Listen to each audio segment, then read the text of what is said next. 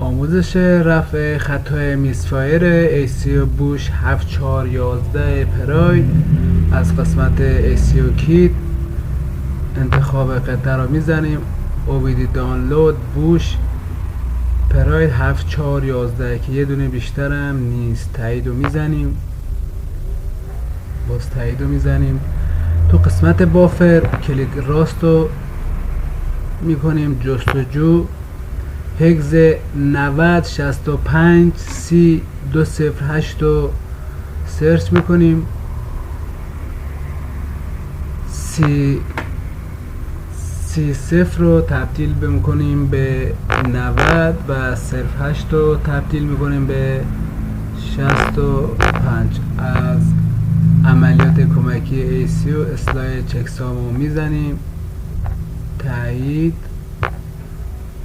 پروگرام ریختن برنامه رو میزنیم.